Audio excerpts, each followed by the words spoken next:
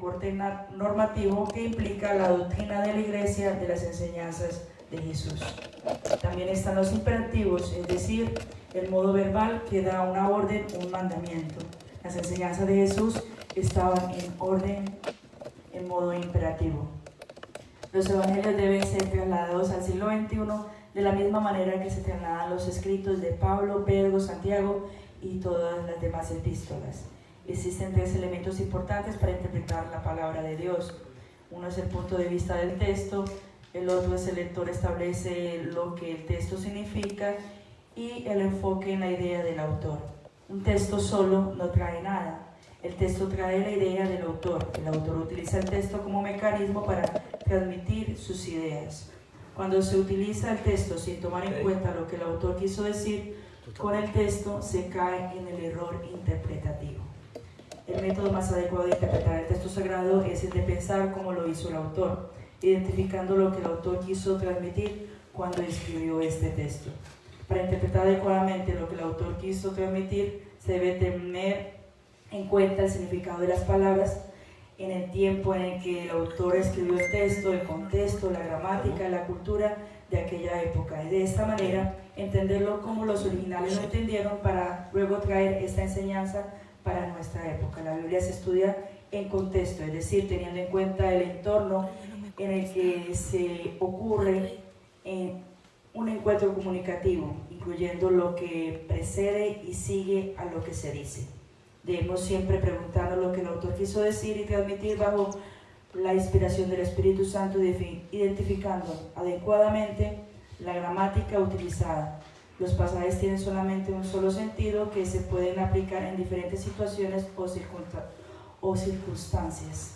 Los evangelios presentan en términos genéricos que Cristo inauguró con su llegada, nacimiento y muerte y resurrección, nos introdujo al inicio del fin, nos dio herramientas para mantenernos hasta que llegue el cumplimiento de su redención y consumación, y mientras tanto envió al Consolador, al Espíritu Santo y la palabra para que la vivamos. Hasta aquí el resumen de lo que fue la clase pasada. Hoy iniciaremos con el estudio en el libro de Mateo. Dios me lo bendiga a todos. Dejo por acá a nuestro maestro Esteban Green con todos nosotros. Gloria a Dios. Gloria a Dios. A su nombre, gloria. Bendita la gloria de Dios. Aleluya. El Señor ha seguido bendiciendo, mis amados. Amén. Amén. A su nombre, gloria. En este día le damos gracias a Dios que nos permite llegar hasta aquí. Y hoy vamos a adentrarnos en la unidad número 1 del material que vamos a desarrollar durante todo este tiempo. Le voy a sugerir que para esto, debido a que no puedo tener copia y compartirle copia porque este material tiene copyright, pero que si pueden traer una libreta de notas para tomar algunas notas, muy importante. Y si es mucho pedir, o si no es mucho pedir más bien, si podrían tener una Biblia barata que ustedes puedan comprar para rayarla. Esa Biblia les servirá después como una Biblia de estudio, porque en ella vamos a comenzar a poner algunas notas sobre todo el transcurso de estos 5 libros que estaremos viendo durante el tiempo que vamos a dispensar en el Evangelio de Mateo. Para estudiar a Mateo vamos a buscar 5 libros, porque son 6 en sí, pero el número 6 ya lo dimos con el libro de los Hechos. Entonces, para el libro de Mateo, que vamos a abarcar toda la vida de Jesús, el tema de los evangelios, les sugiero, si no es mucho pedir, y sí, claro está, eso no es mandatorio. La finalidad de eso es para que la información usted la pueda tener grabada, escrita más bien, no recordarla con la mente, porque esto es una escuela.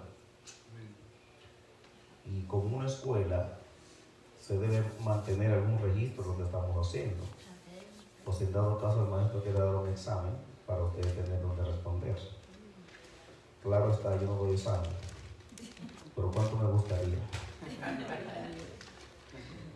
Yo realmente no soy muy amante a exámenes. Cuando daba clase en la escuela formal, nunca estaba de acuerdo en dar exámenes, debido a que siempre creo que los exámenes lo único que hacen es poner a los alumnos nerviosos y que una gente puede pasar un examen y no saber de la materia. Amén. Como también uno se puede quemar y saber la materia. Entonces, lamentablemente, en el mundo, los sistemas, en la mayoría de países, el sistema de evaluar a la gente por un examen, cuando un examen es lo que es una medición, tú vas a medir a una gente, pero evaluar es un proceso más complejo y es más extenso, que comienza desde el primer día de clase hasta el último día de clase, la evaluación. Entonces, a veces evaluamos con un examen y el examen realmente no evalúa. El examen lo que hace es que mide un determinado nivel o una asignatura que tanto pudo recordar un alumno sobre algo, pero el hecho de recordarla no implica que sepa de eso. ¿Dónde se ve lo que es si sabe de eso en el momento de aplicarlo? La educación tiene como unos 6 niveles. El primer nivel se llama informativo, es donde el alumno solamente capta información. Ya viene el segundo nivel, que es de comprensión, es cuando el alumno puede responder a una información que ya recibió y poder interpretarla.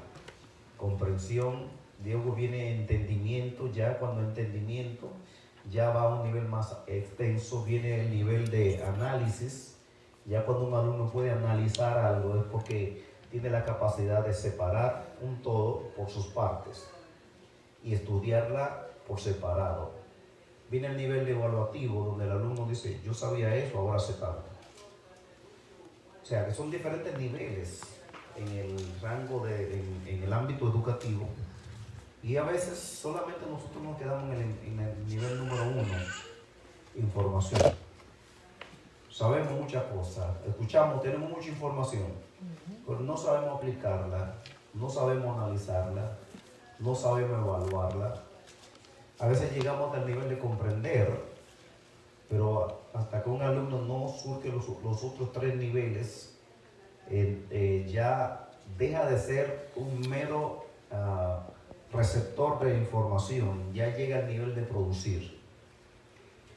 Los primeros 3 niveles son niveles que estamos repitiendo lo que alguien enseñó, lo que alguien ha dicho, y a veces somos tan fieles repitiéndolo que no nos percatamos si lo que están diciendo fue verdad, porque sencillamente estamos repitiendo. No es que el nivel es malo, todos pasamos por este nivel, pero debemos tratar de alcanzar el nivel de yo poder evaluar y analizar lo que la gente está diciendo y darme cuenta como que ahí veo algo extraño. Después que usted tiene las reglas para hacerlo. Ayer me llamó una persona que estábamos compartiendo sobre temas bíblicos y le hice la pregunta, ¿cuál es el método que tú utilizas para interpretar la Biblia? A lo que la respuesta se hizo esperar y no llegó, sino como que de repente contestamos y no estamos contestando por llenar un espacio. Y una vez más compruebo mucha deficiencia que hay entre nosotros, hermanos.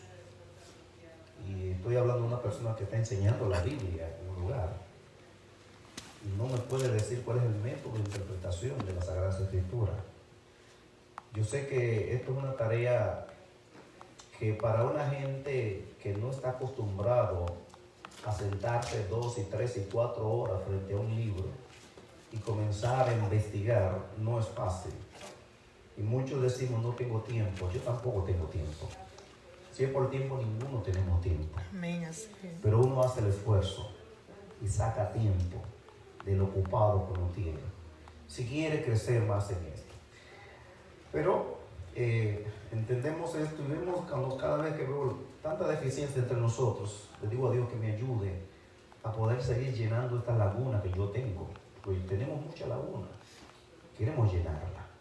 Y de la única forma de poder llenarla es sentarnos a estudiarla y a pedirle al autor de este libro que nos ilumine para que nosotros podamos entender cada día más su palabra y poder aplicarla de forma correcta, tanto a nosotros como a los que nos escuchan. Hoy vamos a ver esta unidad número 1, que tiene 3 puntos. Primero, Jesús en el Imperio Romano. Segundo, la situación política en Palestina. Y tercero, vamos a ver el autor de este libro, Mateo, en estos pocos minutos que nos ocupa, que nos quedan. Como meta, esta clase, esta unidad tiene como meta, una vez completada esta unidad, usted podrá, número 1, explicar la importancia del mensaje de Jesús sobre el reino de los cielos a los que vivían en la situación política compleja de aquellos días y también de nuestros días. O sea, explicar la importancia del mensaje de Jesús sobre el reino de los cielos. ¿Qué significaba el reino de los cielos? Que a veces decimos, el reino de Dios, venga tu reino. ¿Qué es el reino de los cielos?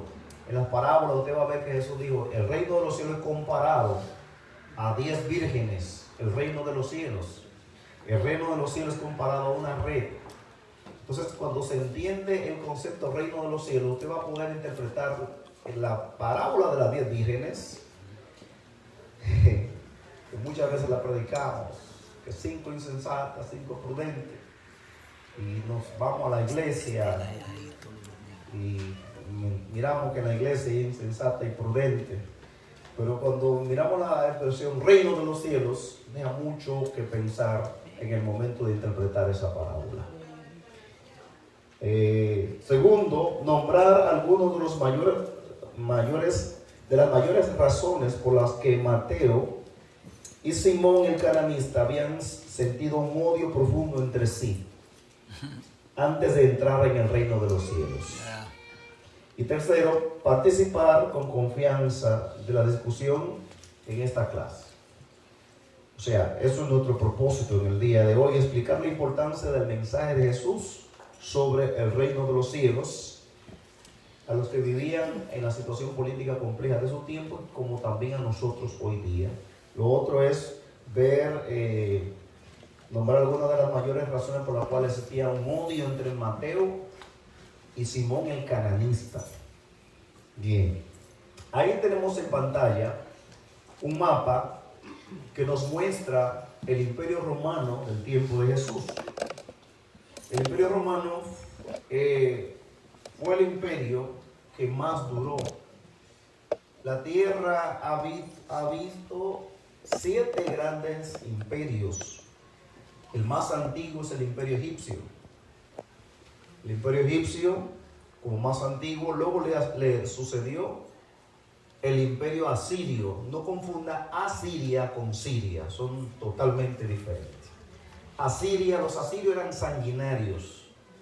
Salmanasar fue uno de los principales de ellos. Usted recuerda para el tiempo de Ezequías, él le mandó a decir a Ezequías, mira, ningún Dios ha librado a ningún pueblo de mi mano, menos Jehová lo librará a ustedes. ¿Quién es Jehová para librar a ustedes?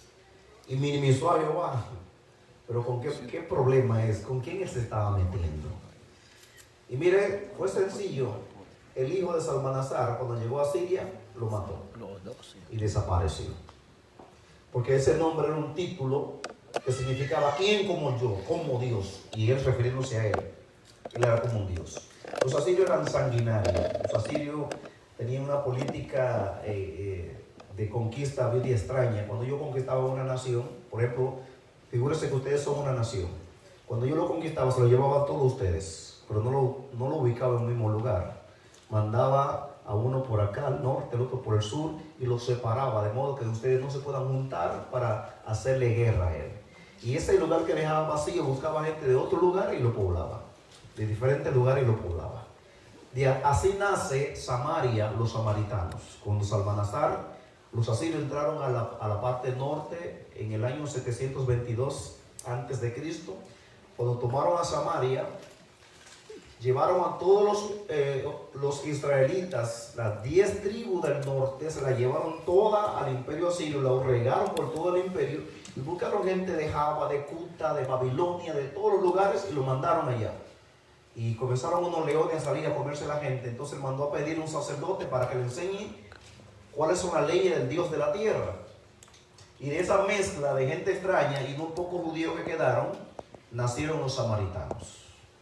Por eso los judíos y los samaritanos no se llevaban, porque los judíos del sur decían que los samaritanos eran una mezcla.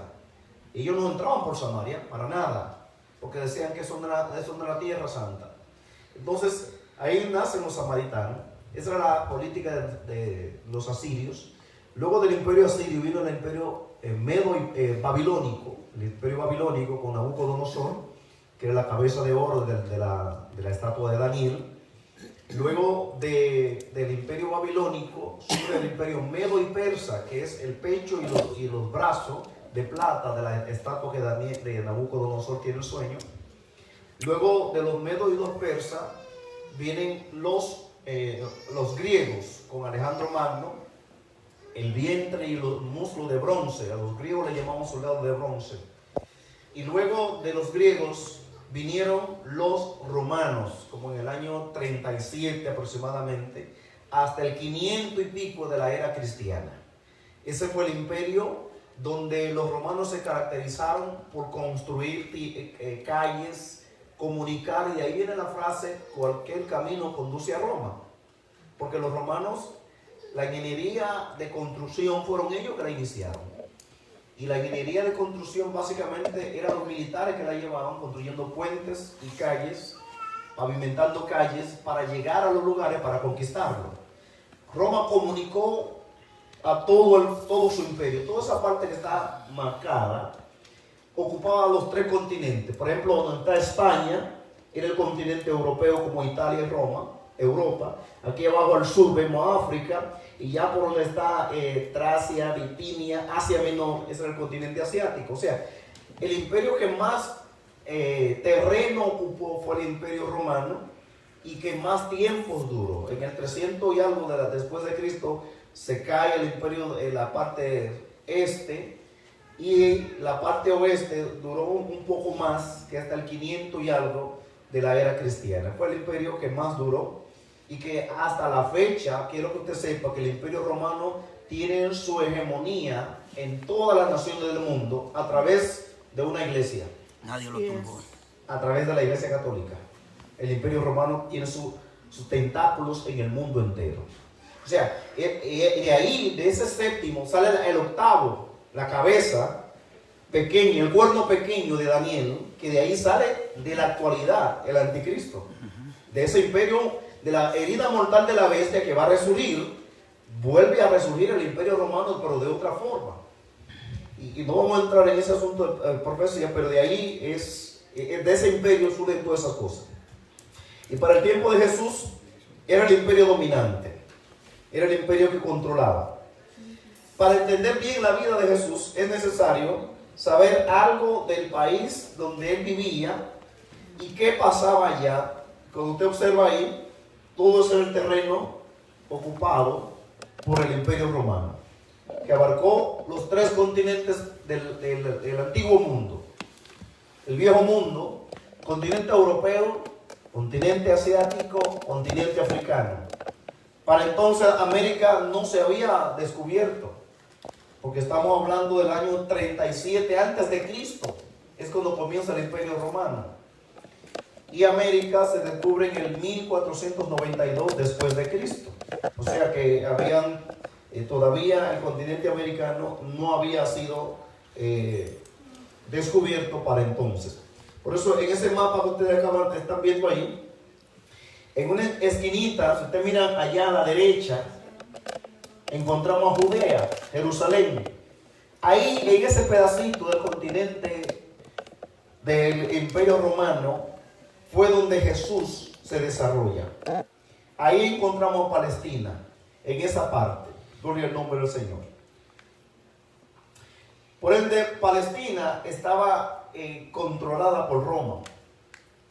De hecho, el nombre Palestina se lo da Roma al territorio ocupado por Israel. Para mantener el orden en Palestina, Roma tenía soldados que estaban patrullando y estaban alrededor y hacían cuantas cosas como ellos le querían. Así como los españoles cuando entraron a América trajeron a sus soldados, trajeron a sus pillos y a todos sus malandrines, lo dejaron aquí para hacer tantos estragos, y lo único que dejaron aquí fue mala costumbre. Se llevaron todo el oro de América y dejaron la espada y la cruz. Tenían sus soldados aquí que abusaron de los indígenas, acabaron con los indígenas en todos nuestros países. Recuerdo una de la llamada, podría ser una noche triste, pero fue uno de los momentos más tristes en Quisqueya, cuando Diego de Obando y un grupo de ellos fueron a tener una reunión con los taínos y se hicieron una señal que cuando se pongan la mano en la cruz, los españoles iban a eliminar a todos los taínos que estaban ahí. Y eso fue una matanza de la más grande que se dio allá. Se toman preso a uno de los caciques principales, a Caonabo, se lo llevan preso, a Enriquillo se subleva, y se produjo una matanza, la matanza de Jaragua, se conoce con la historia dominicana, la matanza de Jaragua. Otra batalla que se dio allá, la llamada batalla que se da en el Valle de la Vega Real, donde supuestamente es que la Virgen María apareció a defender a los españoles, abusadores que estaban armados con todo tipo de armamento, y los indígenas lo único que tenían flechitas y flechitas. Y dice que la Virgen se le va a aparecer ahí. Era un truco de cámara que hicieron ellos para poder subyugar a los aborígenes de nuestro país. Y dejaron en toda América, lo que es Centro, Suramérica, acabaron de manera, todavía en parte de sus pueblos hay reservas indígenas, pero en el mío no hay, lo eliminaron toditos. Yes. No quedó ninguno, no solamente no quedó de los taínos allá la costumbre de ella, y algunos términos que se acuñaron en el lenguaje castellano, el idioma castellano, pero no quedó nada de eso. Se ven los recuerdos, muchos, las caritas de los indios ya en una cueva allá por el sur lejano de nuestro país, y eso solamente nos quedó esas cosas, pero ninguno de la raza quedó, lo eliminaron a todos y lo sustituyeron por esclavos africanos. Y esa mezcla de blanco con el negro nos produjo a nosotros, la raza dominicana, los mulatos, o el morenaje. Se produce el 70% allá son morenos, somos morenos, el 70%. El 17% es de blanco y el como 3% es de negro. Ese es el porcentaje que en el último, cuando estudiaba historia, los porcentajes que se tenían para ese entonces. Pero lo que quiero significar con eso, que dejaron devastada, igual como los soldados romanos que entraron a Palestina, que controlaban y hacían cuantas cosas en el tiempo de Jesús. O sea que estamos se estaba viviendo un momento histórico muy triste, porque siempre que hay un invasor, él quiere imponerse al país donde él está subyugando. Y esa era la situación que se vivía para el tiempo también de Jesús, cuando los romanos dominaban allá. Jesús vivió en ese país que se llamaba Israel, pero los romanos le cambian el nombre y le ponen Palestina. Ellos le pusieron ese nombre por la gente de Filistea. Por eso en esa esquinita allá atrás, ustedes van a ver donde está Jerusalén, es donde estaba ubicada Palestina. Entonces, para el tiempo de Jesús, los oriundos, los nativos de Palestina, no eran los romanos, sino eran los judíos que vivían allá para entonces. Pero había otra raza, habían extranjeros allá, y esos extranjeros eran los romanos, que compartían el terreno con los judíos que vivían allá, que eran los nativos, la nacionalidad, los nativos de Palestina para entonces. O sea que ese nombre Palestina surge cuando los romanos entran, y hasta la fecha se le llama Palestina. O sea, eran los dos grupos que vivían allá y eran prácticamente antagónicos, porque los romanos estaban ahí controlando y subyugando, quitándole impuestos porque los impuestos, Roma le ponía impuestos a esos países que ella conquistaba, y tenían que mandar sus impuestos de una forma abusiva, que a veces lo que iban era a violar mujeres y hacían tantos estragos, así como pasó cuando los españoles también entran a nuestra América, cuántas mujeres violadas y matanza que se produjo. Así se produce, hermanos, la situación política cuando hay un invasor, y por eso hay países que se sublevan y gritan por su libertad. Entonces, ahí estamos viendo la condición política de Palestina para el tiempo de Jesús. No era una situación cómoda. Había una situación digamos, otra vez repito, de antagonismo, porque no era fácil poder ver a estos hombres que tomaran y entraran, y por eso la tradición decía que Jesús era hijo de un soldado romano llamado Pantera, que violó a María. Eso era lo que se corría por el tiempo de Jesús, porque como no se sabía por el papá, porque ellos sabían que José no era el papá de Jesús, entonces ellos decían, ese no es hijo de Dios nada, ese es resultado. Y cuántas veces no le dijeron hijo de fornicación, y una vez le dijeron hijo de fornicación, y él dijo, ¿por qué me hacen doler el corazón? Porque estaban diciendo que su mamá era una cualquiera, y eso le dolió a Jesús cuando él le contesta, porque la expresión griega es, ¿por qué me hacen doler el corazón? Porque era un maltrato fuerte.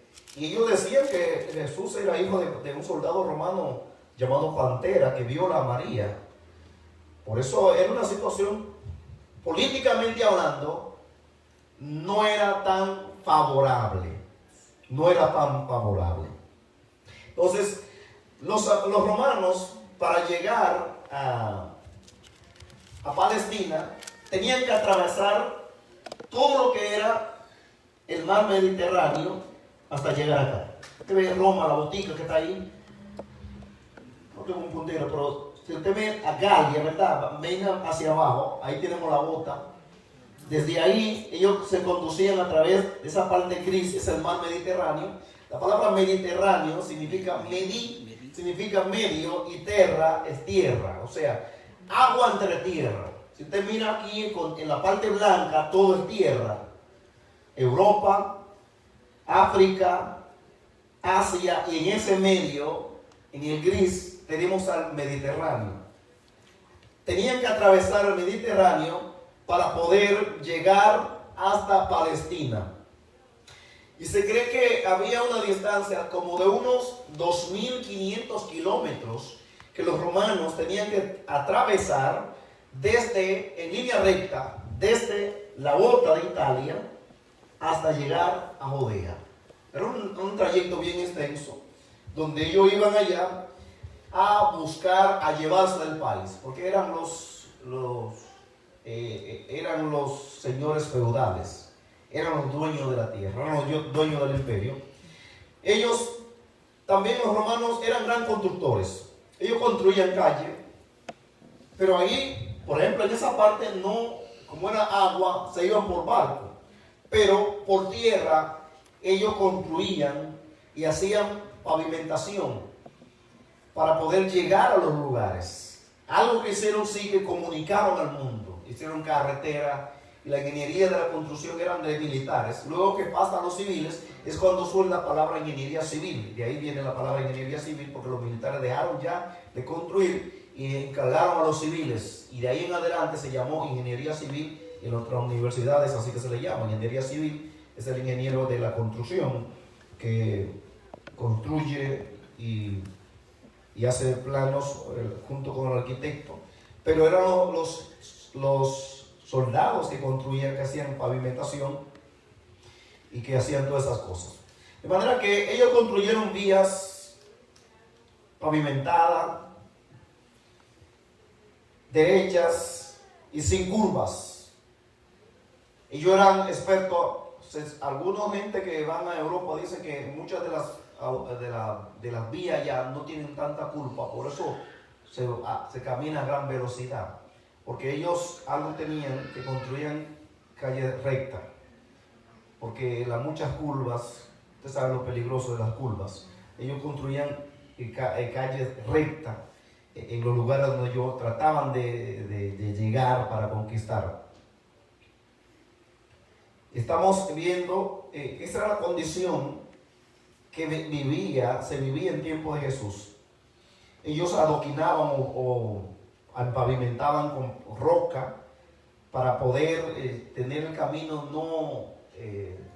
no lleno de fango, lodo, de modo que podían correr sus carros tirados a caballo, la caballería, sus soldados podían llegar con facilidad hasta los lugares donde iban a conquistar. Entonces, esta situación se vivía en el tiempo de Jesús para poder ver el panorama político del tiempo cuando nace Cristo. Por el mar, ellos construían barcos que no eran de motores como hoy, sino de vela y de remo. Esos barcos, ellos cuando era de remo usaban muchos esclavos. Y ahí venía el esclavo llamado juperete. El juperete era el remero de abajo. A ese no le daban comida. Esos se morían de enfermedades. Y cuando moría uno lo tiraban al mar y sustituían por otro. Eso eran como animales. Porque ese era el estilo de ellos. Pablo en una ocasión se atrevió a llamarse: ténganos los hombres como siervos del Señor, y usa la palabra juperete. Hoy por hoy con los siervos del Señor hay que servirle. Hay que poner la alfombra roja para que pase. Sin embargo, Pablo decía: ténganos los hombres, ténganos nosotros como juperete. O sea, remero de abajo, que aunque nadie se da cuenta, la gente está arriba gozando y el barco se está moviendo y no sabe quién lo está moviendo. Hay debajo unos grupos de soldados, un grupo de esclavos más bien, los juperetes ahí moviendo el barco, cantidad de remos, movían. Y el barco se movía y la gente haciendo su orgía y su deleite ahí arriba y no sabía quién que estaba ahí abajo moviendo el barco. Pablo se llamó un día remero de abajo también, porque a veces él decía: la gente solamente ve que el barco se está moviendo, pero no se da cuenta quién está llevando el barco. Nosotros no somos de los que estamos montados arriba, dice Pablo. Nosotros somos juperetes, que somos los que estamos moviendo el barco para que la obra de Dios siga hacia adelante. Entonces ellos construían esos barcos, básicamente eran de vela y de remos, para poder llegar a atravesar el mar cuando no había carretera donde poder moverse. Y cruzaban el mar Mediterráneo con unos 2.000 kilómetros, repito, a través de barcos y por tierra, por las vías pavimentadas. O sea, Roma se comunicaba, llegaba. Todo eso, hermanos, respondía a algo. Porque todo el terreno, el ambiente se preparaba para la llegada de Jesús. Y que luego esas mismas vías utilizaron los discípulos para entonces pregonar el evangelio. Amén. Dios todo lo preparó. Yes. Para el tiempo del nacimiento de Jesús estaba lo que se llama la Pax Romana. Pax, o sea, PAX, que es paz para nosotros, PAZ. Como Roma había conquistado, el mundo estaba tranquilo y los romanos ya no tenían más que hacer. ¿Saben lo que hicieron? Un gran coliseo. Y como estaban ociosos, iban al coliseo a ver los gladiadores matarse. Y después que no había gladiadores, comenzaban a tomar a los cristianos y a meterlos por allá, para que las fieras, y en eso se divertían los romanos, porque ya como conquistaron, no tenían enemigo que invadir, todo el mundo estaba subyugado a Roma. Entonces ellos iban al anfiteatro, donde hoy le llaman la Basílica de San Pedro, en el Vaticano, en Roma. Ese era el gran teatro, tenía unas 50 puertas. Y en menos de 30 minutos llenaban eso por todas las puertas que tenían. Lo diseñaron de una forma tan estratégica para llenarlo con tecnología del tiempo allá, pero una tecnología increíble. Cómo llenaban ese anfiteatro tan rápido, donde veían en la arena caer a los gladiadores, pero también a muchos cristianos cayeron destruidos por las fieras allá en el anfiteatro de allá de Roma. ¿Por qué? Como conquistaron tanto, ya no tenían que hacer. Y la vagancia, mire, hermanos, la vagancia es peligrosa. Amén. La vagancia produce ociosidad. Sí, Señor. Y el ocioso, mente vacía, taller del diablo es. Por eso Jesús dijo, en un negocio de mi Padre. La palabra negocio significa no al ocio. No al ocio. La vagancia es terrible. Sí. Entonces, esos romanos, como estaban debajo, no tenían que hacer. Entonces, vamos a inventar un teatro. Y para ver a los gladiadores matarse ahí, cómo los hombres se mataban. Y después ver cómo las fieras destruían a los cristianos. Esa era la Roma del tiempo, a grosso modo, a la ligera, en pocas palabras, lo que era la Roma, Palestina en tiempo de Roma. Pero ¿cuál era la situación política de entonces? Si tienen alguna pregunta, por favor, pueden hacerla.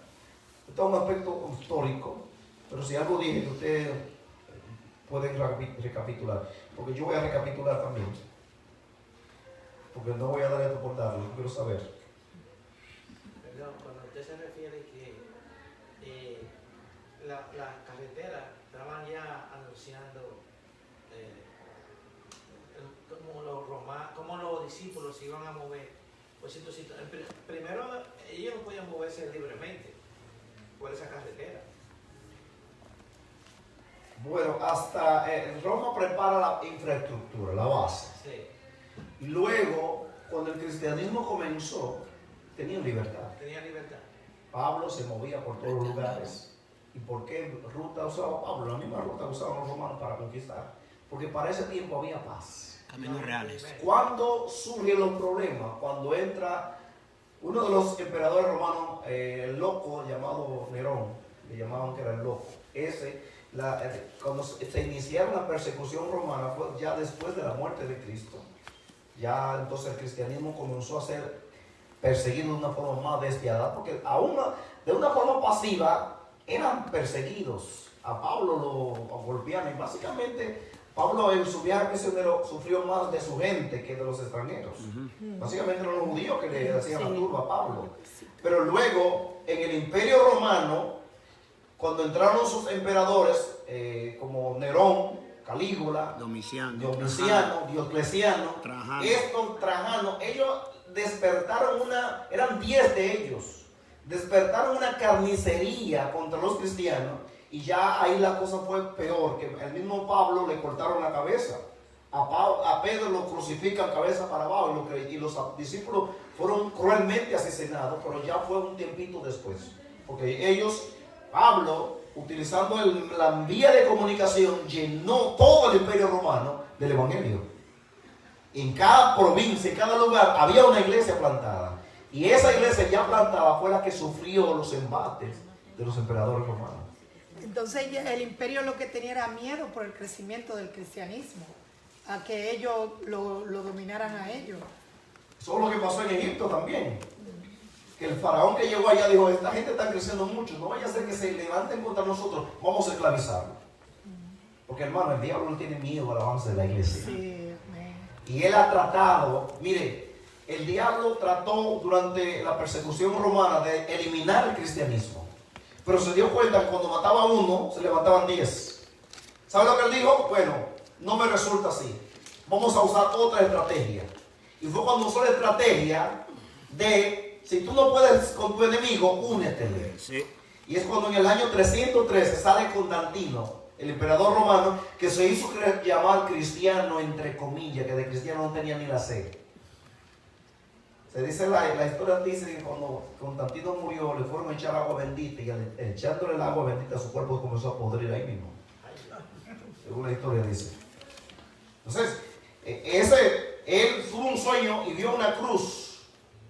Y en esa cruz le dijeron, bajo ese símbolo vas a vencer. Y es cuando la cruz entra dentro de la iglesia. Pero usted sabe que la cruz siempre ha sido símbolo de maldición. Amén.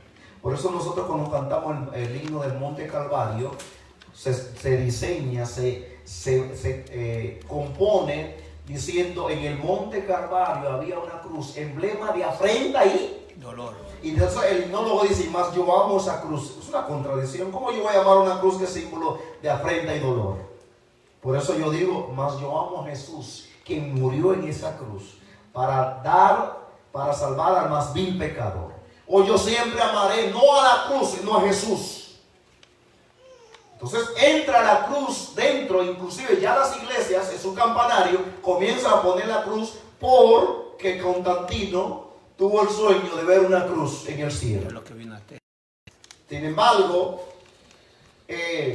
Constantino lo que hizo fue que, bueno, la iglesia estaba en la catacumba, la sacó de la catacumba y comenzó a hacerle palacios y basílicas de oro y de tantas cosas. Y usted va a Europa y usted ve las basílicas, y en otros países también. Son suntuosos templos, pero no presencia de Dios. Amén. Son momia con campanario. Yep. O morgue, debo decir. Morgue con campanario. ¿Sabes lo que es una morgue? Donde están los muertos fríos con campanario. Pero nosotros preferimos estar en un lugar que, aunque no muy agradable, claro, nos gustaría estar más cómodo, claro que está. A quien no le gusta la comodidad.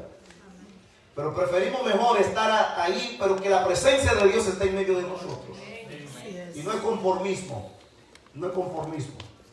Entonces se levantaron esos suntuosos templos y el cristianismo salió de la catacumba a esos suntuosos templos. Y es cuando se mezcla y salen todas las herejías que entran dentro de la iglesia.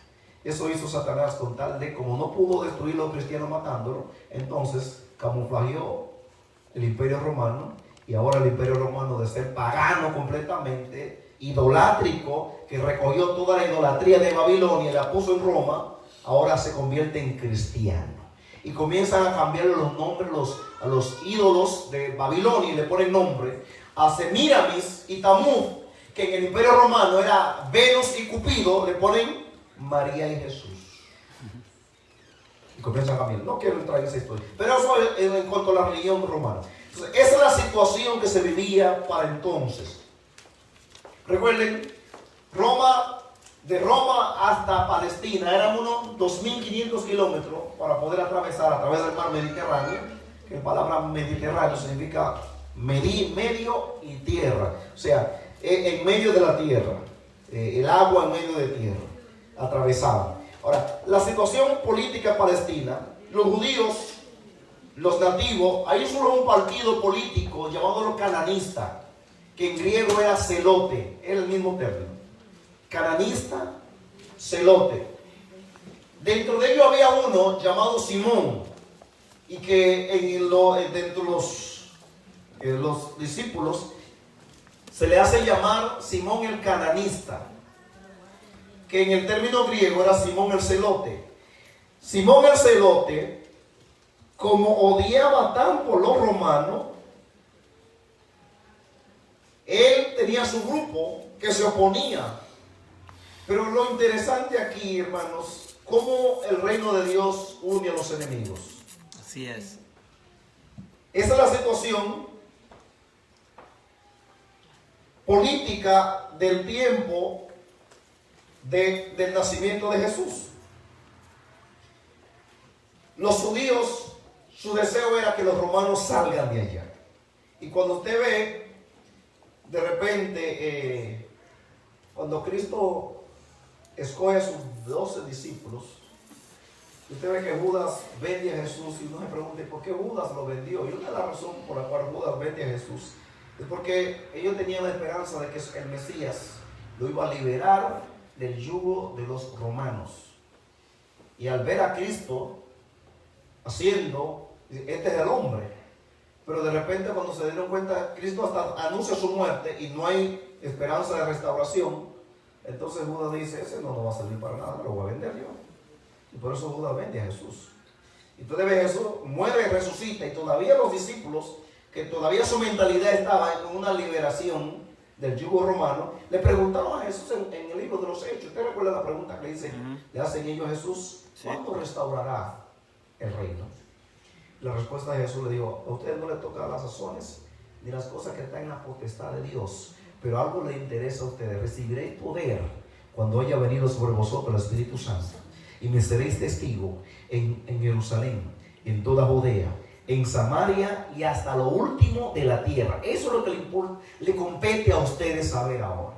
Cuando fueron llenos del Espíritu Santo, entonces entendieron cuál era el propósito de Cristo al venir. Gloria al nombre del Señor. Entonces, si usted nota ahí, vamos a ver algunos pasajes de la Biblia que nos va a ayudar. Vamos a Lucas capítulo 2, versículo 1. Lucas 2, 1.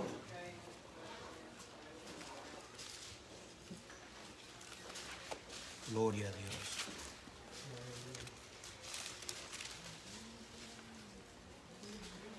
Aconteció en aquellos días que se promulgó un edicto de parte de Augusto César que todo el mundo fuese empadronado. ¿Cuál era el título que tenía Augusto? César. César era un título que se le daban a los emperadores romanos, los Césares de Roma. Y como es natural, si era el emperador romano, ¿dónde vivía él? En Roma. En Roma, que era el imperio, que era la capital del imperio y también era el nombre del imperio. Italia, para entonces, surgía como una ciudad principal, pero en sí el imperio era Roma y la capital también del imperio era Roma. El imperio romano, la capital, allá vivía Augusto, cuyo título era el César. Y si usted nota también ahí, el título de César en el capítulo 2.1, que era Augusto, él era el emperador y envía ese edicto cuando Jesús nació. O sea, que César vivía en Roma, sus soldados pasaban revista por toda la calle de Palestina y los estándares romanos ondeaban por todos los cuarteles de allá de Palestina. Lógicamente, tener a los soldados romanos en su país no le agradaba a los judíos. No le agradaba porque saben que los judíos cuando vienen del cautiverio, ellos vinieron curados de la esclavitud. Sin embargo, los estándares y las cosas de Roma eran todo con mira al paganismo. Por eso usted ve ahí, cuando usted mide, observa, y que para el tiempo de Jesús, por ejemplo, miren Mateo 22, 20 y 21. Ahí yo vi un símbolo. Ahí vi un símbolo, una inscripción. Mateo 22, 20 y 21.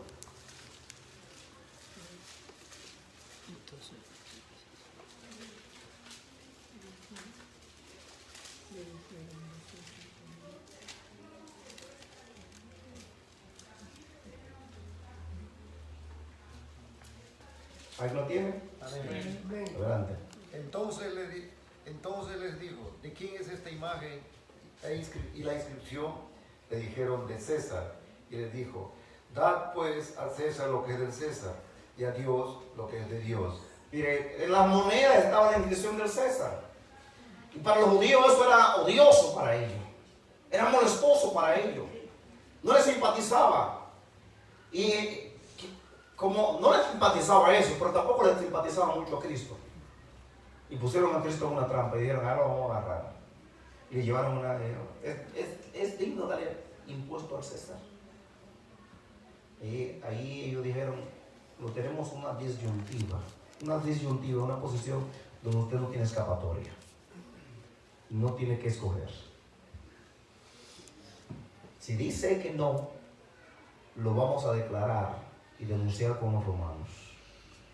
Y si dice que sí, está en contra de nosotros.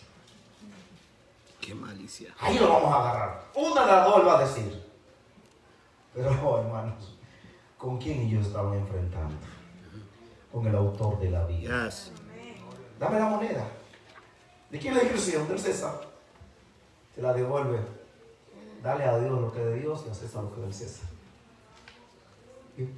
Como dijeron, Como dice por ahí en mi país, le mató el gallo en la funda.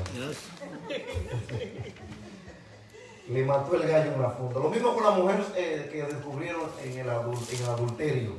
Pero como no estamos en esa posición, ven la imagen que había, la imagen de los romanos estaban por donde quiera. Y eso a los judíos le era odioso. Ellos no estaban de acuerdo con eso.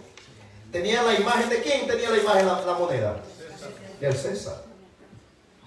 O sea, ¿cuál que usted cree que era la actitud del judío hacia los romanos?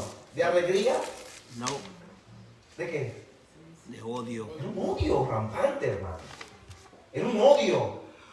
Porque estaban introduciendo cosas que era contrario a su ley. O sea, era una situación bien calamitosa que se vivía allá. Debido a esto, en Palestina surgieron los grupos reformadores, que también para el tiempo de Antíoco Epífanes, que sale Judas Macabeo, que salieron a libertar a Palestina del poder de los sirios, no asirios, sino sirios. Recuerden que le dije que Asiria era una cosa, Siria es otra. Asiria fue un imperio, Siria fue una ciudad, y es una ciudad que hasta la actualidad existe, la ciudad de Siria. Problemas que hay ahí. Y ahí ahora mismo, usted sabe la semana pasada lo que pasó. El líder de ellos. Yo como un perro. Like a beautiful dog. Yeah. My goodness. Entonces ahí surge ese partido político que le llamaban los cananistas. ¿Por qué se le llamaban cananistas? Pregunto. Era de Canaán. Correcto. Palestina era Canaán. Pero tenían otro nombre en griego. ¿Cuál era el otro nombre en griego? Ahora yo voy a hacer preguntas. Celotes. Celotes. Celotes. ¿Era un partido revolucionario judío o romano? Judío. ¿Estaban contentos con los romanos ellos? ¿Qué querían ellos? Patearlo. Sacar a Roma de su tierra. Los celotes. Según se cree que por causa de los celotes fue que Tito destruyó en el año 70 a Jerusalén. Porque los celotes se atrincheraron en el templo y dijeron, no saldremos. Y Tito rodeó la ciudad y le decía, era Vespasiano el papá de Tito. Le decían, Vespasiano era bien pasivo y lo esperó por mucho tiempo. Le decía, ríndanse los judíos, nada. Los celotes principalmente. Después sonó la noticia que el emperador romano al momento murió y que a Vespasiano como general lo iban a poner como emperador. Vespasiano se fue a Roma y manda a su hijo Tito. Y Tito no era pasivo como él. Tito le dijo, ¿se rinden? No se van a rendir. Pues vamos para allí. Destruyó la ciudad de Jerusalén. El emperador, el general Tito, destruye para ese tiempo. Pero bueno, los celotes o cananistas eran gente que odiaban y eran revolucionarios judíos que estaban en contra del imperio romano. Esa era la situación que se vivía allá, contra el emperador, contra los soldados romanos, contra todo lo que era Roma. Por eso los romanos entonces comenzaron a matarlo a ellos. Y los romanos comienzan a instituir la muerte que ellos tenían, ese tipo de muerte, la muerte en cruz. La crucifixión era un método de la cual ellos mataban a los revolucionarios. Por eso a Cristo lo consideraron, al matar a Cristo en una cruz, hermano, muchas cosas, el hecho de Cristo morir en una cruz significaba eso.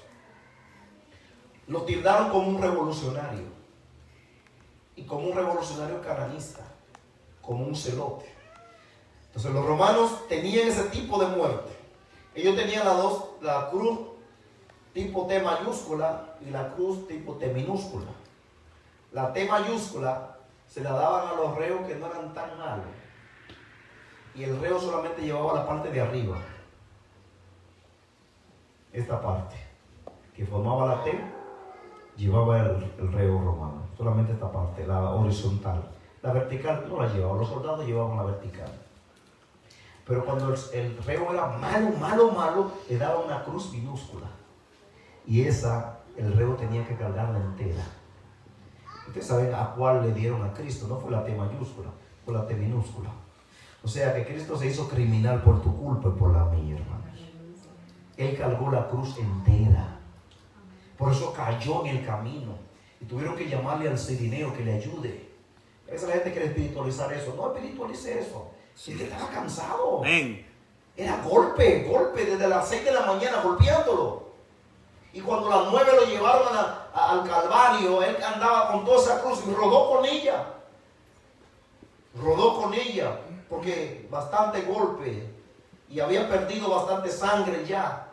Con una corona de espina. Con 40 latigazos que ya le habían dado. Su espalda lacerada. Como ser humano cualquiera. Y bastante fuerte fue él. Que duró 6 horas clavado en la cruz. Lo clavaron a las 9 de la mañana y fue a las 3 de la tarde que murió. A la hora novena. O sea que no era fácil lo que sufrió nuestro Señor. Y los romanos instituyeron en la muerte en la cruz para los cananistas. Para los revolucionarios.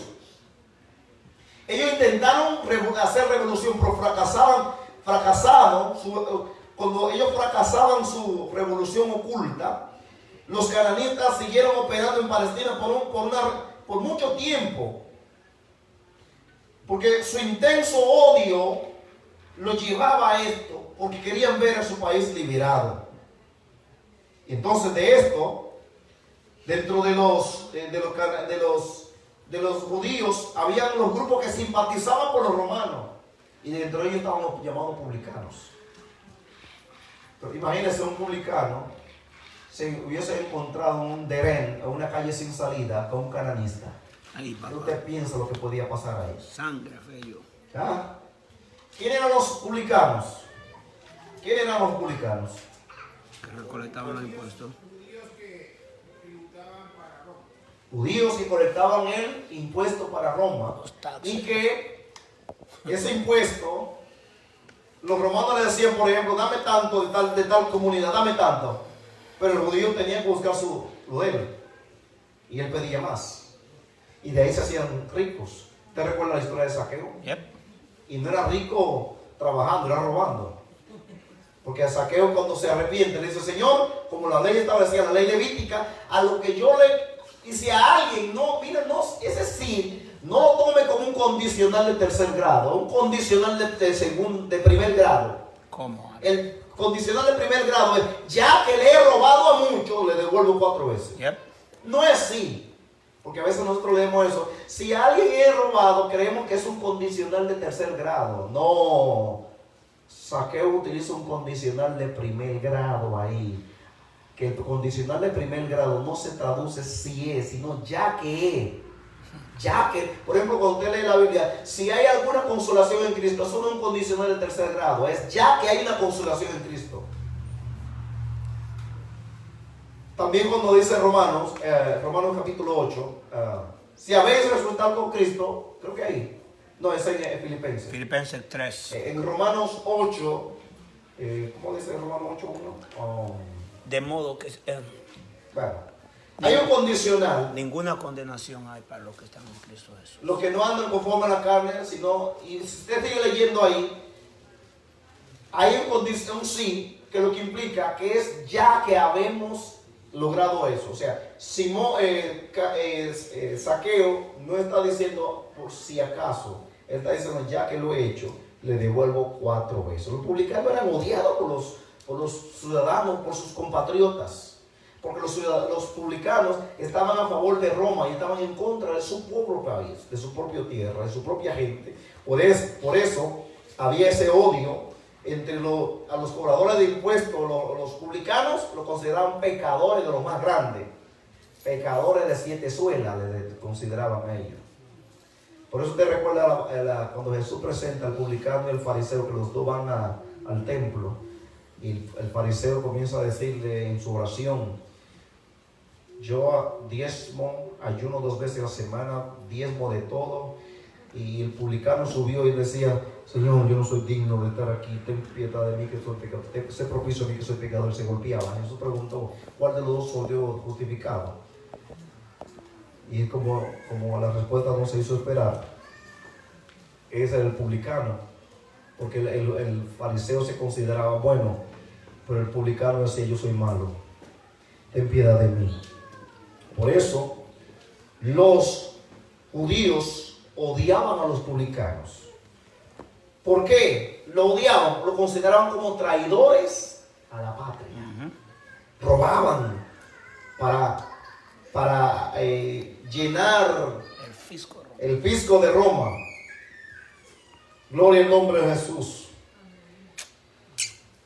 Un gran filósofo que vivió antes de Jesús se le preguntó una vez cuáles son los más crueles de toda la tierra, de las fieras más bien. Él contestó: entre las bestias del desierto, el oso y el león, pero entre las bestias de la ciudad, el publicano y los piojos que chupan la sangre de otros. Sí, mi madre. Era así, miraban a los publicanos. Eran consideradas bestias. Para este filósofo, el publicano, ahí se veía, era como un piojo que se chupaba la sangre de los otros. Porque es lo que pasa, hermano, con estos países y estos gobiernos que le ponen carga impositiva al pueblo, que lo que hacen que frisa la economía, empobrecen a la ciudadanía y se polariza la sociedad. La polarización viene, los que son ricos, pero los que son pobres en extremo. Antes se hablaban de 6 clases sociales. Se hablaba de clase alta, clase alta baja, clase media alta, clase media baja, clase baja alta y clase baja baja. Pero ya hoy no se puede hablar de esas 6 clases. Hoy se habla de 2 clases: pobres y ricos. Se acabó eso. Ya está resuelto. Pobres y ricos. El que es rico se hace más rico todavía, y el que es pobre se va haciendo más pobre todavía. Y que según una política de gobierno, yo no soy político ni pretendo serlo, pero si los gobiernos gobernaran para la clase media, todo el mundo estuviera cómodo. Yes. Porque la clase media enriquece la clase alta, y la clase media deja caer también para la pobre. Pero hoy por hoy los gobiernos lo que trabajan para la clase alta, nada más. Por eso la clase media desapareció. Los impuestos le imponen, y usted ve que a veces le ponen impuestos, y quien más sufre de los impuestos son la clase baja. Y no estamos tornando esta clase aquí en política, pero en la realidad de los políticos de otros, miren cómo termina la mayoría de ellos en la cárcel. La cárcel. Porque malversan los fondos de las ciudades. Las naciones. Acaban con los fondos locales, los fondos estatales, los fondos federales, los fondos mundiales, y termina la polarización que tenemos en la sociedad, la pobreza extrema, lo que cuesta un misil, los millones que cuesta un misil, se cree que le pueden dar desayuno por 5 años a los niños pobres del África. Amén. Las exploraciones que se hacen a la Luna, a Marte, a cuántos países, o más bien planetas. Cuando aquí tenemos un sistema de educación que está paupérrimo. Ay, Dios mío, me volví político. Es tremendo eso. Esa situación vivió el tiempo de Jesús. Yeah. Por eso los judíos tenían ese odio contra los publicanos. Me están empobreciendo. Hermano, a veces da pena que dentro de la iglesia evangélica se está dando esos fenómenos. Que algunos líderes quieren sacarle la lana a la iglesia y empobrecer a la iglesia. Hay gente que le dicen al hermano de la iglesia: vende tu casa y trae el dinero. Si usted vende su casa, se va a quedar sin casa. Cierto. No venda su casa. Amén. Su casa es lo que Dios le proveyó para sus hijos. Así es. Venda su casa, traiga el dinero al Señor. Venda su reloj, venda su ETA. Si vende el reloj, se quedará sin reloj pidiendo hora. Está el sol, que mira el sol entonces. Hermano, por favor. Y a veces manipulamos. Si no lo da aquí, lo dará en medicina. El Señor reprende a sus manipuladores. Amén. Amén. En el nombre de Jesús. La Biblia nos manda a honrar a Dios por nuestros bienes. Amén. Eso es cierto. Pero Dios no obliga a nadie. Y a veces tenemos una política extraña. Dale a $1 al Señor y te dará 10. ¿Quién le ha dicho a usted que Dios le dijo que le va a dar 10? Eso se llama manipulación. Negociante, comerciante del evangelio. Así es. Dios no está de acuerdo con eso, hermanos. Cargas impositivas. Jesús dijo: los gobiernos de esta tierra hacen así, pero no así en mi reino. Amén, amén, gloria a En mi Dios. reino no es así. Sí. Que yo quiero ser mayor. Señor, ponme a mí a la derecha, a ti a la izquierda, fulano a la izquierda. Eso eran los hijos de Zebedeo. Los gobiernos de la tierra actúan así, se enseñorean de las naciones, se toman dominio. Jesús lo dijo, y es lo que estamos viendo. Sí. Pero dijo, no será así en mi reino. El que quiere ser grande tendrá que ser alfombra de los demás. Cierto. ¿Tú quieres grandeza? Sirve. Así se hace grande aquí. Amén. Entonces, había una situación política incómoda para ellos. Sin embargo, en medio de todo esto, Jesús nace en esa situación. Así es. En medio de ese ambiente malsano, de enemistad entre el mismo pueblo. ¿Por qué? Los soldados romanos, el imperio romano imponiendo, los publicanos cobrando impuestos por encima de lo normal, porque tenían que darle al imperio romano, pero también quedarse con lo de ellos, causando enemistad, odio, causando esa situación que los cananistas o celotes y publicanos, que eran del mismo pueblo, eran compatriotas, eran coterráneos, no se llevaban, sino que había enemistad. Entonces, figúrese usted que usted encuentre en ese ambiente a Mateo y a Simón el cananista.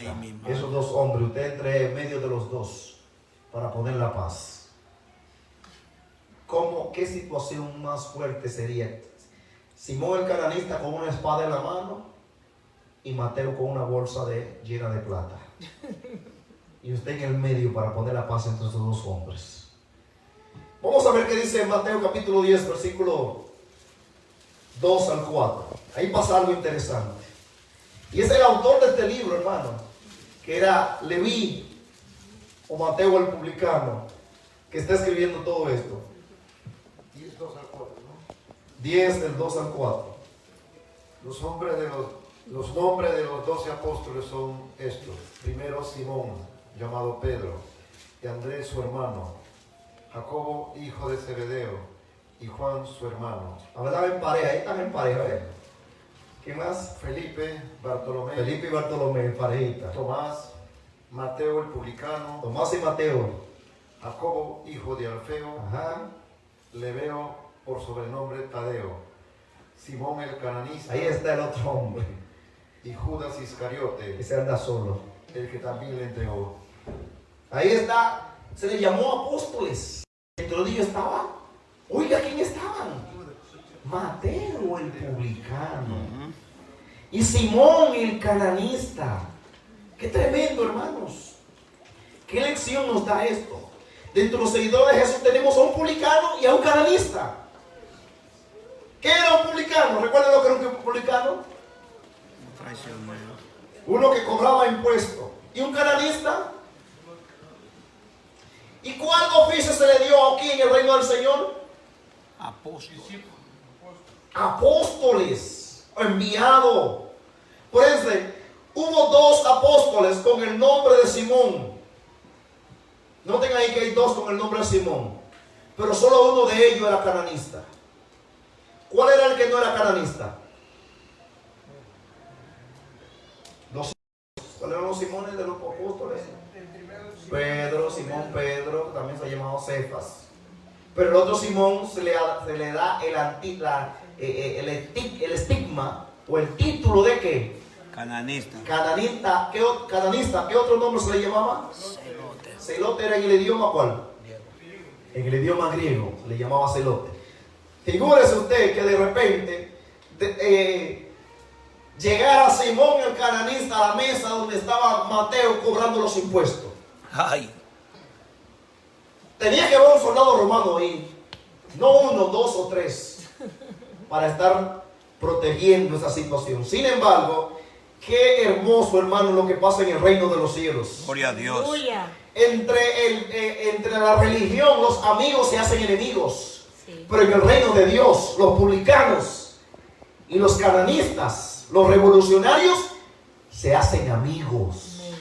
El revolucionario bota la espada. El cobrador de impuestos excesivo deja de robar. Y en el reino de Cristo se unieron esos dos.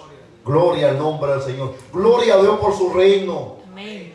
De manera que solamente, hermanos, Solamente el reino de Dios puede establecer la diferencia. Mateo suelta la bolsa. Cuando Jesús pasó le dijo, sígueme. Él estaba sentado y él dejó todo eso ahí, hermano. No le importó que lo cogiera. Me imagino que los soldados romanos lo recogieron. Mateo dejó esa mesa y siguió al Señor.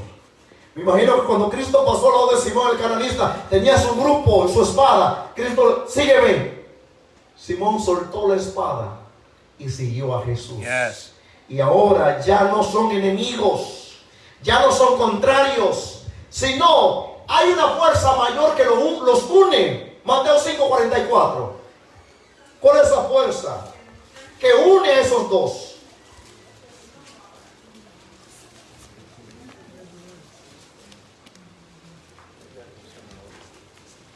Amad a vuestros enemigos, bendecid a los que os maldicen, haced bien a los que os aborrecen y orad por los que os ultrajan y os persiguen. Ven, hay algo aquí. En el reino de Dios es diferente las cosas. Yo termino ya con estas citas que vamos a ver rapidito. Primero, Cristo predicó el reino de los cielos, que era un reino de amor, un reino que estaba lejos de política, tanto de los revolucionarios como de los imperialistas. El reino o el imperio romano imponía su fuerza se imponía por la fuerza militar.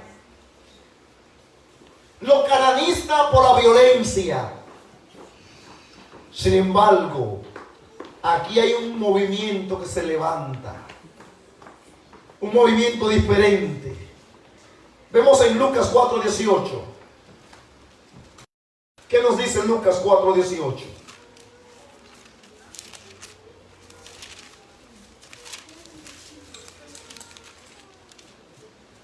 El Espíritu del Señor está sobre mí, por cuanto me ha ungido para dar buenas nuevas a los pobres. Me ha enviado a sanar a los quebrantados de corazón, a pregonar libertad a los cautivos y vista a los ciegos, a poner en libertad a los oprimidos. ¿Era indiferente Cristo con los oprimidos? No. Ven, hermanos, por eso los gobiernos de esta tierra son caricaturas de líderes. Sí, amén. Porque el líder verdadero, hay 3 elementos en un líder. Número 1, para ser verdadero líder, hay que aprender a servir. Número 2, hay que aprender a ser humilde. Y número 3, hay que ceder su poder. Figúrese, ¿qué gobierno de esta tierra hace eso? Ceder poder. Al contrario, alguien intentar contra su poder y es hombre muerto. Cabeza en el suelo. Cabeza rodando ya. Ceder poder. Servir es la grandeza del ser por ser y servir. La humildad es la grandeza del ser por ser y servir. No hay humildad. En tiempo de política todo el mundo es amigo. El martes tenemos votación. Todo el mundo es amigo. Y todos quieren hacer lo mejor para el país, por la comunidad, por la nación, por el Estado. Todos quieren hacer lo mejor. Sin embargo, cuando logran eso se olvidan de todas las promesas que hicieron. Es solamente pantalla. El verdadero liderazgo lo mostró Jesús en el capítulo 13 de San Juan. ¿Qué hizo él? Estaban sus discípulos. Se quitó la túnica, se ciñó la toalla, servicio. El hecho de quitarse su túnica habla de humildad, se humilló. Al momento de arrodillarse, lavar los pies de los discípulos, se humilló, humildad. Lavar los pies de los discípulos, servicio. Y cuando los para a ellos, le dice, toma el pan y lo parte. Dice, esto es mi cuerpo que por nosotros es partido. Haced esto en memoria de mí. Y después le dice, recibiréis poder cuando haya venido sobre vosotros el Espíritu Santo. Le dio su poder. Sí, Señor. Cristo es el líder por excelencia. El único liderazgo que esta tierra ha visto es el liderazgo de Cristo. Amén.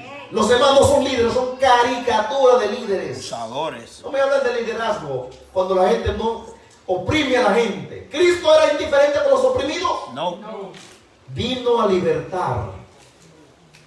El Espíritu de Dios está sobre mí porque me ha ungido para dar libertad a los cautivos, a los presos, abertura de la cárcel, a los oprimidos.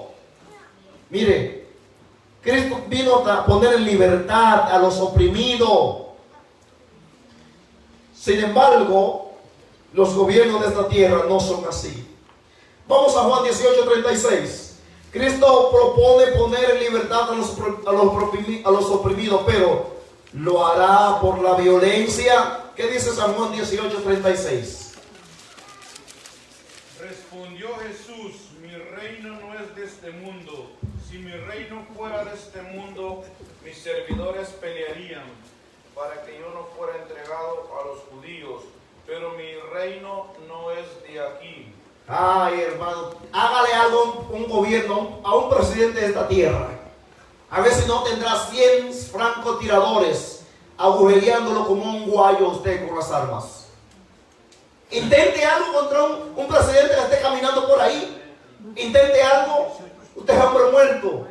Sin embargo, Cristo dijo: mi reino no es de este mundo. En otras palabras, mi reino no está infundido sobre la violencia. Amén. San Juan 6:15.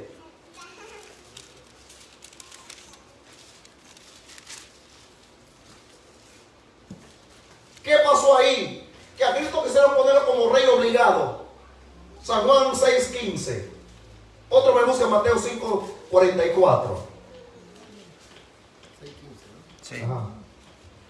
Pero entendiendo Jesús que iba a venir para apoderarse de él, que iban a venir para apoderarse de él y hacerle rey, volvió a retirarse al monte él solo. ¿Ven? ¿Sabe cuándo pasó eso? Él alimentó a 5,000 personas. Y la gente estaba: wow, este es el hombre que queremos. Esto me dio comida, porque eso los humanos somos así. El que nos da comida, ese es. Y por eso en otros países, en muchos gobiernos abusan de la gente, le llenan la barriga con un picapollo. Picapollo. Pollo frito. Y plátano frito. Allá en mi país le llaman picapollo. Ya tienen cantidad ganado con eso. Cierto. Porque le llenaron la barriga. Sin embargo, lo que viene detrás, lo que cuesta ese picapollo. Fundazo. Las lágrimas que van a costar ese picapollo. Jesús alimentó a 6,000 personas y dijeron: este es el hombre. Nos dio comida. Vamos a ponerlo rey obligado. Y fueron a tomar a Jesús. Y cuando él se le presentó, le dijo: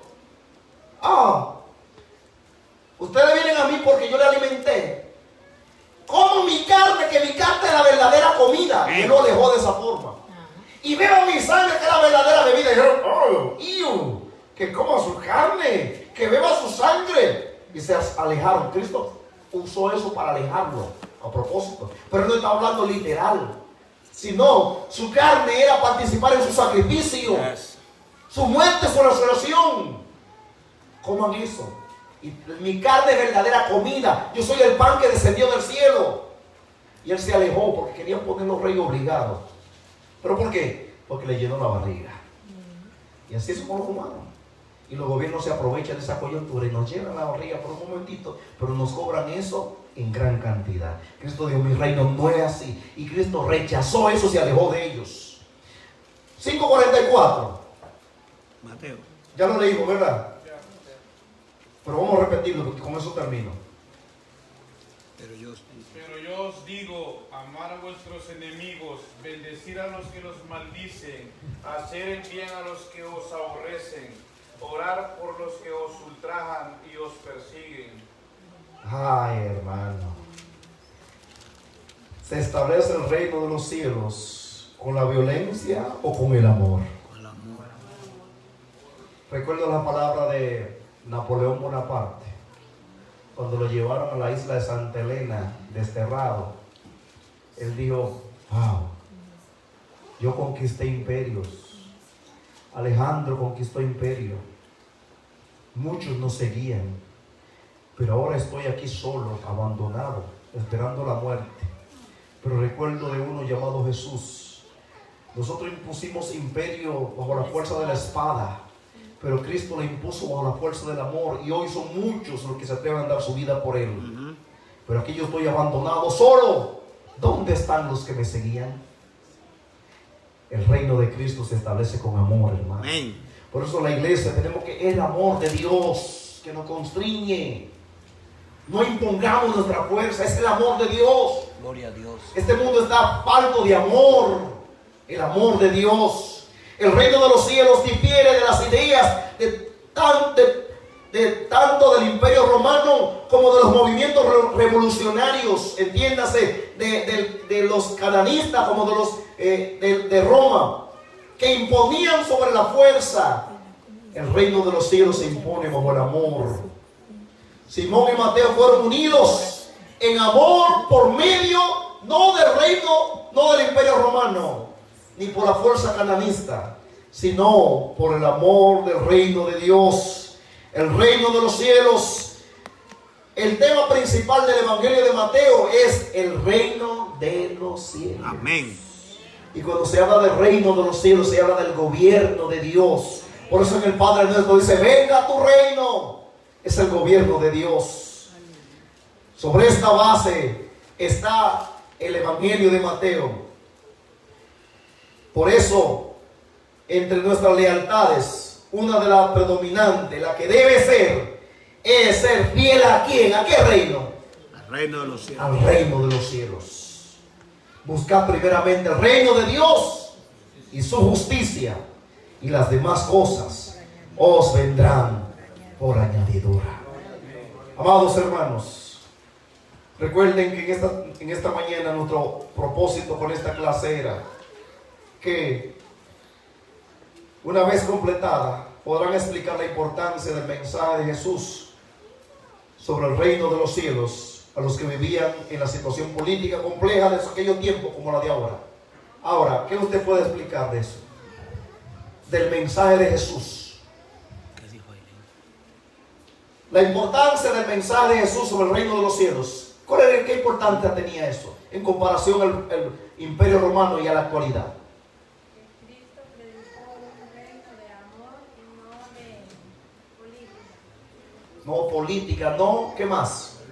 Violencia, no más que odio, ni división, ni partidarismo, sino una unidad. ¿Qué pasó en el reino de los cielos con dos enemigos, como Simón y Mateo? Fueron amigos, unieron. Se unieron. Nombrar algunas de las mayores razones por las cuales Simón y Mateo el cananista tenían odio profundo. ¿Por qué sentían odio los unos a los otros? Tenían dos. Uno era cobrador de impuestos. ¿Quién era ese? Mateo. ¿Y el otro? Simón el cananista, ¿qué era? Grupo ¿Qué era? ¿Pero qué eran los celotes? Revolucionarios. Eran revolucionarios contentos. Enojados. Odiosos. Llenos de odio. ¿A quién? ¿Y contra quién más?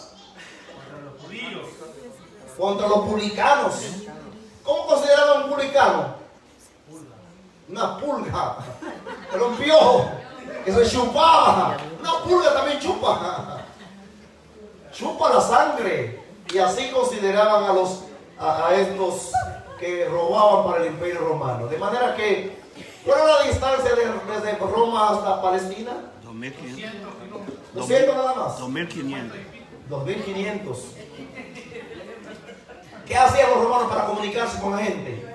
Hacían Rutas, calles, ¿qué más? Por barcos. ¿Qué tipo de barco eran? ¿De 40 caballos? No, eran de espagueti. ¿De remo? ¿Y de qué? Pasaron la primera lección. Dios les bendiga. La semana que viene vamos a ir a la segunda lección, donde vamos a ver el reino de los cielos. Número 1, Jesús, el Rey. La unidad número 2. Dejamos por acá a nuestra hermana Yesenia, una parte que continúa. Gloria a Dios. Gloria a Dios. Dios bendiga a nuestro maestro. Amén. ¿Aprendimos hoy?